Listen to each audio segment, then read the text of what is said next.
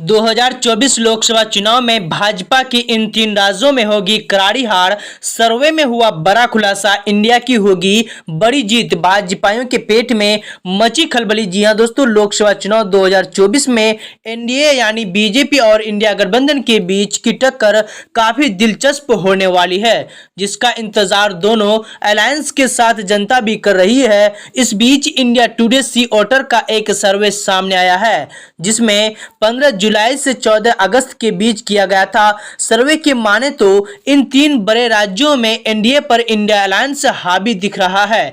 जी हां दोस्तों, यानी इन तीनों राज्यों में इंडिया गठबंधन को अच्छी सीटें मिलते दिख रही है। वहीं एनडीए को करारी हार का सामना करना पड़ सकता है। आपको बता दें, सर्वे के आंकड़ों के लिहाज से इन तीन राज्यों में भाजपा नीति एनडीए को 78 सीटों पर हार का सामना करना पड़ सकता है। जी हां दोस्तों, भाजपा पार्टी को 78 सीटों पर नुकसान होने वाला है लोकसभा चुनाव में, जबकि इसका फायदा विपक्ष के इंडिया गठबंधन को होने का अनुमान है। 2019 चुनाव में एनडीए को इन राज्यों की 130 सीटों में से 98 सीटों पर जीत मिली थी, जबकि कांग्रेस समेत अन्य को यहां से केवल 32 सीटें हासिल हुई थी। जी हां दोस्तों, जानकारी के अनुसार इन तीन महत्वपूर्ण राज्य बिहार, महाराष्ट्र और पश्चिम बंगाल की कुल 130 सीटों में राज्यों में किसको कितने सीटें मिलने का अनुमान है, वो आपको आगे बताते हैं। जी हां दोस्तों, वहीं महाराष्ट्र की बात करें तो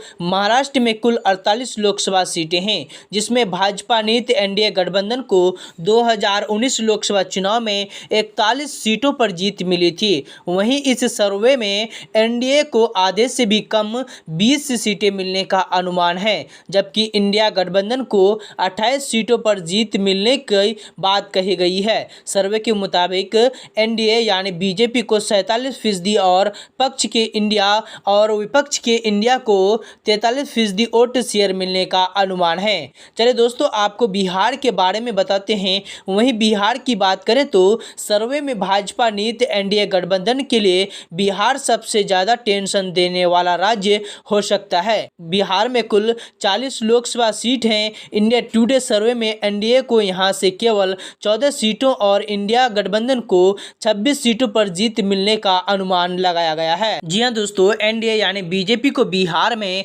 25 सीटों का नुकसान होने का अनुमान है। 2019 में एनडीए यानी बीजेपी को 40 में से 39 सीट और कांग्रेस को मात्र 1 सीट पर जीत मिली थी। दोस्तों, बिहार में सिर्फ एक ऐसा जिला किशनगंज का ही 1 सीट है जो कांग्रेस को मिली थी। वहीं पश्चिम बंगाल की बात करें तो सर्वे के अनुसार पश्चिम बंगाल में एनडीए को 18 सीटों पर जीत मिलने का अनुमान है, जबकि टीएमसी समेत विपक्षी अलायंस को बाकी के 24 सीटों पर जीत मिलने का अनुमान है।